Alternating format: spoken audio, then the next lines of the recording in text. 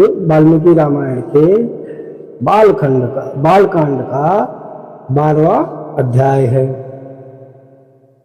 इस अध्याय का नाम है राजा का ऋषियों से यज्ञ कराने के लिए प्रस्ताव, ऋषियों का राजा को और राजा का मंत्रियों को यज्ञ की आवश्यक तैयारी करने के लिए आदेश देना। इस भाग का या इस एपिसोड का नाम हमने रखा है अश्वमेध यज्ञ की तैयारी। एपिसोड 12 अश्वमेध यज्ञ की तैयारी। चलिए शुरू करते हैं।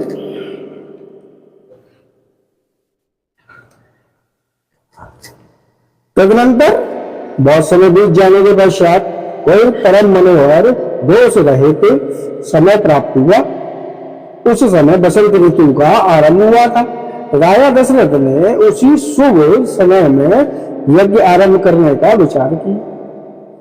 तत्पश्चात उन्होंने देवोत्तम कांति वाले विप्रवर ऋष्यशृंग को मस्तक झुकाकर प्रणाम किया और वंश परंपरा की रक्षा के लिए पुत्र प्राप्ति के निमित्त यज्ञ कराने के उद्देश्य से उनका वर्णन किया।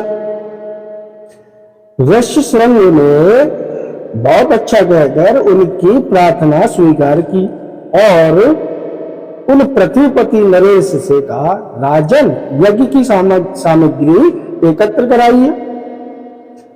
भूमंडल में भ्रमण के लिए आपका यज्ञ संबंधी अश्व छोड़ा जाए और सरयू के उत्तर तट पर यज्ञ भूमि का निर्माण किया जाए। तब राजा ने कहा, सुमंत, तुम शीघ्र ही देव विद्या के पारंगत ब्राह्मणों और ब्रह्मवादी ऋतुजों को बुला ले आओ। सुयज्ञ, वामदेव, जवाली, कश्यप, रोहित, वशिष्ठ तथा अन्य जो श्रेष्ठ ब्राह्मण हैं उन सबको बुलाओ। ये सब उनके मंत्री थे जिनके नाम अभी मैंने इसमें लिए। तब वो शीघ्रगामी सुमंत तुरंत जाकर वेद विद्या के पारगामी उन समस्त ब्राह्मणों को बुला लाए। धर्मात्मा राजा दशरथ ने उन सब का पूजन किया और उनसे धर्म तथा अर्थ से युक्त मधुर वचन कहा। ऋषियों, मैं पुत्र के लिए निरंतर संतप्त रहता हूं। उसके बिना इस राज्य आदि से भी मुझे सुख नहीं मिलता। अतः मैंने यह विचार किया है कि पुत्र के लिए अश्वमेध यज्ञ का अनुष्ठान करूं। ऐसा राजा दशरथ अपने राज्य सभा में उपस्थित ऋषिगणों से कह रहे हैं। इसी संकल्प के अनुसार मैंने अश्वमेध यज्ञ का आरंभ करना चाहता हूं। मुझे विश्वास है कि ऋषि पुत्र ऋष्यशृंग के प्रभाव से मैं अपनी संपूर्ण कामनाओं को प्राप्त कर लूंगा। राजा दशरथ के मुख से निकले हुए इस वचन की वशिष्ठ आदि सब ब्राह्मणों ने साधु साधु कहकर बड़ी सराहना की। इसके बाद ऋष्यशृंग आदि सब महर्षियों ने उस समय राजा दशरथ से पुनः यह बात कही, महाराज, यज्ञ सामग्री का संग्रह किया जाए, यज्ञ संबंधी अश्व छोड़ा जाए तथा सरयू के उत्तर तट पर यज्ञ भूमि का निर्माण किया जाए। तुम यज्ञ द्वारा सर्वथा 4 अमित पराक्रमी पुत्र प्राप्त करोगे, क्योंकि पुत्र के लिए तुम्हारे मन में ऐसे धार्मिक विचार का उदय हुआ है। अभी यज्ञ शुरू नहीं हुआ, उससे पहले ऋष्यशृंग ने यानी श्रृंगी ऋषि ने ये घोषणा कर दी कि आपको 4 पुत्र प्राप्त होंगे। अभी तो यज्ञ शुरू भी नहीं हुआ, अभी तो यज्ञ की तैयारी चल रही है। श्रृंगी ऋषि बहुत ही योग्य और विद्वान ऋषि थे। उनके पिता का नाम विभंडक था और श्रृंगी ऋषि सदैव वन में ही निवास करते थे। वो किसी स्त्री पुरुष को नहीं जानते थे। ऐसा वर्णन पीछे के अध्यायों में आया है। उन सब का लिंक डिस्क्रिप्शन में दिया हुआ है। आप चाहें तो वहां से इस वाल्मीकि रामायण के समस्त अध्याय और एपिसोड सुन सकते हैं। उन सब के लिंक डिस्क्रिप्शन में दिए हैं। मैं आप सबसे अनुरोध करना चाहूंगा, जितने भी लोग इसको सुन रहे हैं वो सब चैनल को एक बार सब्सक्राइब करें और जय श्री राम कमेंट बॉक्स में अवश्य लिखें। साथ ही अपने मित्रों के साथ इस वीडियो को शेयर करें, अपने परिजनों को शेयर करें, जिससे कि वो वाल्मीकि रामायण को वो लोग भी सुन पाए। चलिए आगे चलते हैं। अभी यज्ञ शुरू नहीं हुआ, उससे पहले ही श्रृंगी ऋषि ने क्या कहा, इन यज्ञ द्वारा सर्वथा 4 अमित पराक्रमी पुत्र प्राप्त करोगे, क्योंकि पुत्र के लिए तुम्हारे मन में ऐसे धार्मिक विचार का उदय हुआ है। ब्राह्मणों की यह बात सुनकर राजा दशरथ को बड़ी प्रसन्नता हुई। उन्होंने बड़े हर्ष के साथ अपने मंत्रियों से यह शुभ अक्षरों वाली बात कही। क्या कहा, गुरुजनों की आज्ञा के अनुसार तुम लोग शीघ्र ही मेरे लिए यज्ञ की सामग्री जुटा दो। शक्तिशाली वीरों के संरक्षण में यज्ञ अश्व छोड़ा जाए और उसके साथ प्रधान ऋत्विज भी रहेंगे। शरीर के उत्तर तट पर यज्ञ भूमि का निर्माण हो। शास्त्रोक्त विधि के अनुसार क्रम से शांतिकर, पुण्य वाचन आदि का विस्तार पूर्वक अनुष्ठान किया जाए, जिससे विघ्नों का निवारण हो। यदि इस श्रेष्ठ यज्ञ में कष्टप्रद अपराध बन जाने का भय न हो तो सभी राजा इसका संपादन कर सकते हैं, परंतु ऐसा होना कठिन है, क्योंकि ये विद्वान ब्रह्म राक्षस यज्ञ में विघ्न डालने के लिए छिद्र ढूंढा करते हैं। विधिहीन यज्ञ का अनुष्ठान करने वाला यजमान तत्काल नष्ट हो जाता है। अतः मेरा यह यज्ञ जिस तरह विधि पूर्वक संपूर्ण हो सके वैसा उपाय किया जाए। तुम सब लोग ऐसे साधन प्रस्तुत करने में समर्थ हो। तब बहुत अच्छा कहकर सभी मंत्रियों ने राजराजेश्वर दशरथ के इस कथन का आदर किया और उनकी आज्ञा के अनुसार सारी व्यवस्था की।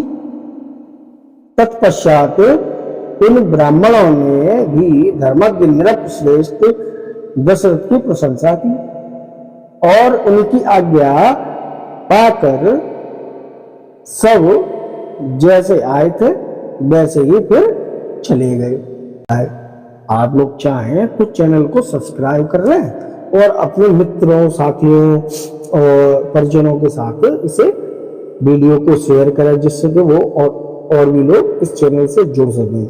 उसी दिन मैंने ये निर्णय कर लिया था कि मैं भी ये शॉर्ट फील्ड का लाइव किया करूँगा और इसमें वाल्मीकि रामायण सुनाऊंगा, क्योंकि जो समाज को बिगाड़ रहे हैं तो उनमें से कुछ ऐसे भी लोग होने चाहिए जो समाज में कुछ नई ऊर्जा का संचार करें। तो ये हमारे धार्मिक ग्रंथ है और इनको सबको जानना चाहिए, सुनना चाहिए, इसीलिए मैं इसको सुनाता हूँ। जिनको सुनना होता है वो सुनते हैं ध्यान से, जिनको नहीं सुनना होता, जिनको उन वीडियो पे जाना होता है तो उन पर जाते हैं, उसमें कोई वो नहीं है, वो अपना जाते रहे। और जिनको सुनना है वो देखिए धैर्य से सुनते हैं। उन ब्राह्मणों के चले जाने पर मंत्रियों को भी विदा करके वे महाबुद्धिमान नरेश और अपने महल में चले गए। इसके साथ ही ये 12वां अध्याय समाप्त बालकांड का। अब 13वां अध्याय है। 13वां अध्याय क्या है? राजा का वशिष्ठ जी से यज्ञ की तैयारी के लिए अनुरोध। वशिष्ठ जी द्वारा इसके लिए सेवकों की नियुक्ति और सुमंत को राजाओं को बुलाने के लिए आदेश। समागत राजाओं का सत्कार और पत्नियों सहित राजा दशरथ का यज्ञ की दीक्षा लेना। वर्तमान बसंत ऋतु के बीत जाने पर जब पुनः दूसरा बसंत आया तब तक 1 वर्ष पूरा हो गया। उस समय शक्तिशाली राजा दशरथ संतान के लिए अश्वमेध यज्ञ की दीक्षा लेने के निमित्त वशिष्ठ जी के समीप गए। वशिष्ठ जी को प्रणाम करके राजा ने न्यायतः उनका पूजन किया और पुत्र प्राप्ति का उद्देश्य लेकर उन द्विज श्रेष्ठ मुनि से यह बिना युक्त बात कही।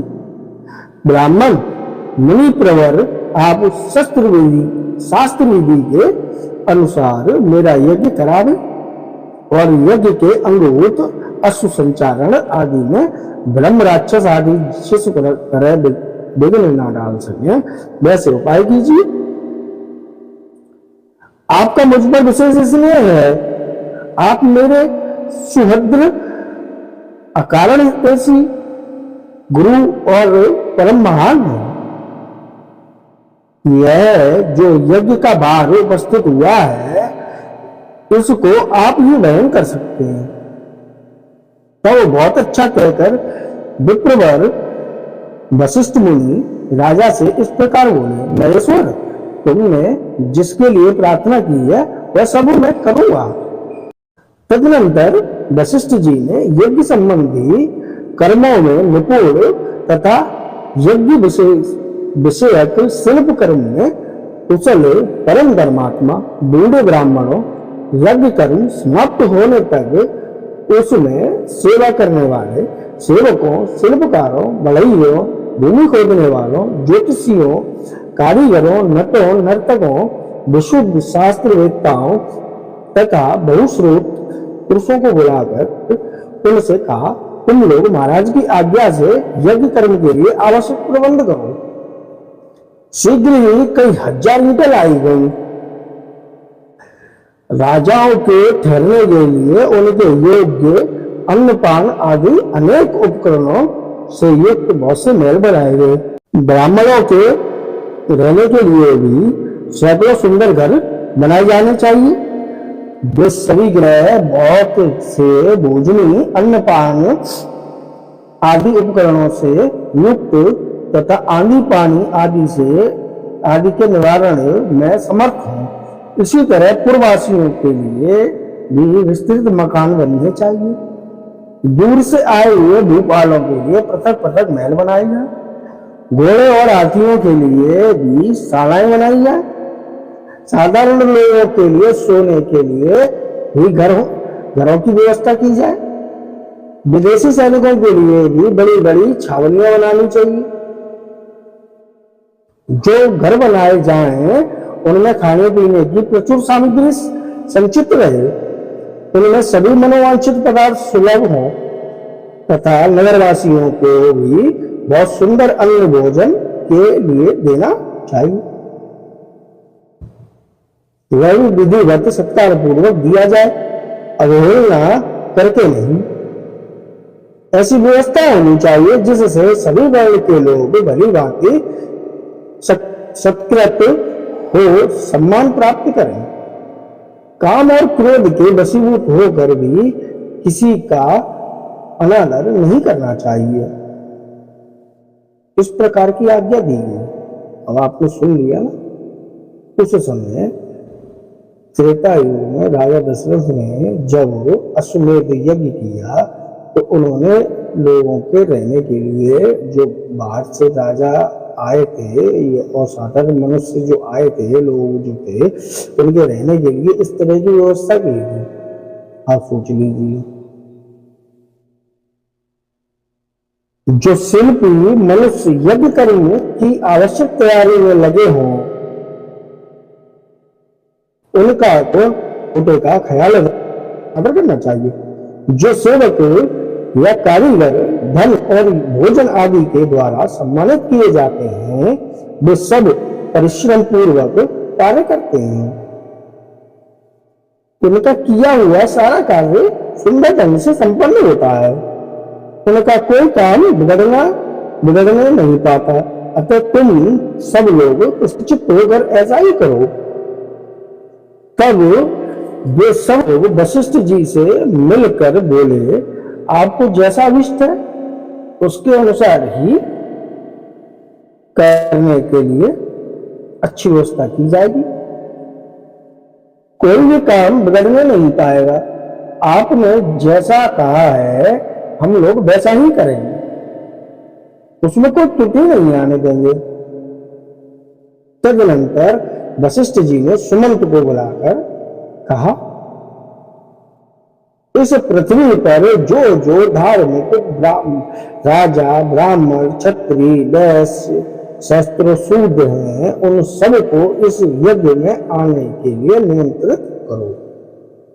यानी वशिष्ठ जी ने सुमंत जी से कहा कि इस पृथ्वी पर जितने भी लोग उपस्थित हैं उन सबको इस यज्ञ में बुलाओ। समझ लीजिए आप, सब देशों के अच्छे लोगों को सत्कार पूर्वक यहाँ ले आओ। मिथिला के स्वामी सूरवीर महाभाग जनक सत्यवादी नरेश हैं, उनको अपना पुराना संबंधी जानकर तुम्हें स्वयं ही जाकर उन्हें बड़े आदर सत्कार के साथ यहाँ ले आओ। इसलिए पहले तुम्हें यह बात बता देता हूं। इसी प्रकार काशी के राजा अपने स्नेही मित्र हैं और सदा प्रिय वचन बोलने वाले, विश्वाचारी तथा देवताओं के तुल्य तेजस्वी हैं, अतः उन्हें भी स्वयं ही जाकर ले आओ। ये आदेश महर्षि वशिष्ठ जी सुमंत को दे रहे। सुमंत कौन है? सुमंत हैं राजा दशरथ के मंत्री, परम सलाहकार। केकय देश के बूढ़े राजा बड़े धर्मात्मा हैं। वे राजसी महाराज दशरथ के ससुर हैं, अतः उन्हें भी पुत्र सहित यहाँ ले आओ। अंग देश के स्वामी महाधनुर्धर राजा रोमपाद हमारे महाराज के मित्र हैं, अतः उन्हें पुत्र सहित यहाँ सत्कार पूर्वक ले आओ। कौशल राज भानुमान को भी सत्कार पूर्वक ले आओ। मगध देश के राजा प्राप्तिज्ञ को, जो सूरवीर, सर्वशास्त्र विशारद, परम औदार तथा पुरुषों में श्रेष्ठ हैं, स्वयं जाकर सत्कार पूर्वक बुला ले आओ। सबको लेने के लिए सुमंत जी को भेज रहे हैं वशिष्ठ जी।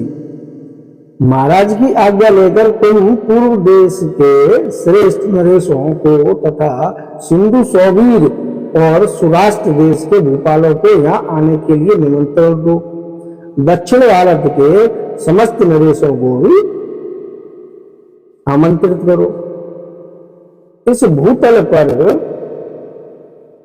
और भी जो जो नरेश महाराज के प्रति स्नेह रखते हैं, उन सबको सेवकों और सगे संबंधियों सहित यथासंभव शीघ्र बुला लो। महाराज की आज्ञा से बड़भागी दूतों द्वारा इन सब के पास बुलावा भेज दो।